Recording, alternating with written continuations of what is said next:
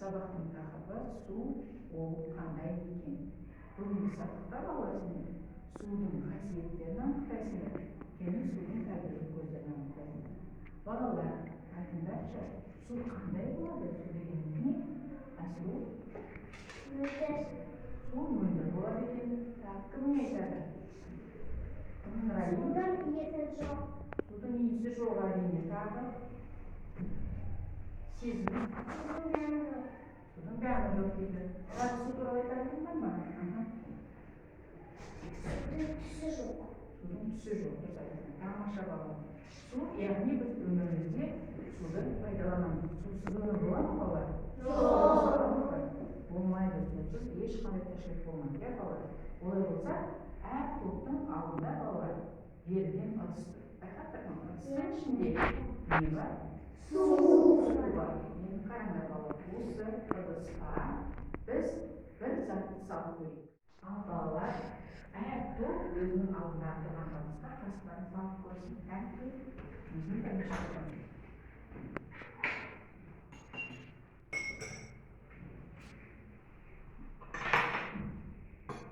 Жарайды.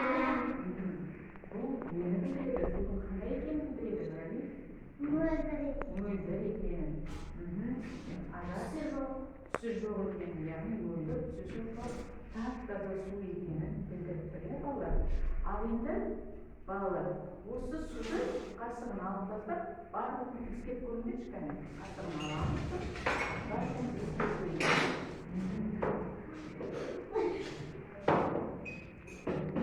Судың иісі бар ма екен? Жоқ. Иісі жоқ екен. Яғни судың иісі болмайды дедік. Су қандай болады дедік? Мөлдір болады дедік. Ал енді балалар, судың пішіні бола ма? Қалай ойлайсыздар? Жоқ. Оны қайдан білдіңдер? Алдарында тұрған ыдыстарды қараңдаршы балалар. Әр топтың алдында тұрған ыдыс бірдей ме? Жоқ. Емес. Бірақ су ішінде бар, иә? Әр ыдыстың ішінде су бар. Бұдан біз қандай шешім қабылдаймыз? Яғни су қандай ыдысқа құйылса, сол ыдыстың пішінінде тұрады екен. Ал нақты судың өзінің пішіні болмайды. Жарайсыздар. Судың пішіні болмайтынын анықтады, яғни қандай ыдысқа құйсаң суды, сол пішінді алады екен. Жарайсыздар. Ал енді тағы бір балалар зерттейтініміз судың табиғи көздері. Су, таза суды қайдан алуға болады балалар? Қалай ойлайсыздар? Айсұлу? Алуға болады. Тағы қандай табиғи көздері бар судың? Қасымхан? Өзеннен. Өзеннен, көлдерден, теңізден алуға болады екен. Жарайсың. Ал енді тағы, мынау ненің су еді? Тағы не деп айтамыз? Бұл тағы Нұрали. Қандай табиғи көздері білесіздер судың, Нұрали? Бұлақ.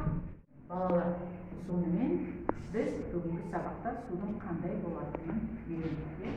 Судың қасиеттерін анықтадық және судың табиғи көздерін анықтадық. Олай болса, мен сендерді 3 топқа бөліп қойғанмын. Су тобы, жылу тобы және ауа тобы. Әр топқа бүгінгі тақырыпқа байланысты тапсырма беріледі. Әр топ судың қасиеттерін жазу керек балалар.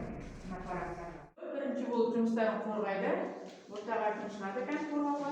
Айдар мен Нұрали шығамын дейді. Қалғанымыз тыңдап отырамыз, бірақ ешқандай өзгеріс Су мөлдір, судың иісі жоқ. Аққыш, су пайдалы, судың дәмі жоқ, судың түсі жоқ. Жол тобына береміз кезекті. Жол тобынан кім қорғайды жұмысын? Қасымхан мен Айсұлу қорғайды дейді. Судың түсі жоқ, судың иісі жоқ, су мөлдір болады, судың дәмі жоқ. Тамаша, керемет. Тобынан кім шығады? Сұлтан мен Асылай шығамыз дейді. Су мөлдір, судың түсі жоқ, сусыз өмір жоқ, су ақша, судың пішіндері жоқ, судың иісі жоқ, судың дәмі болмайды дейді. Жарайсыңдар, тамаша.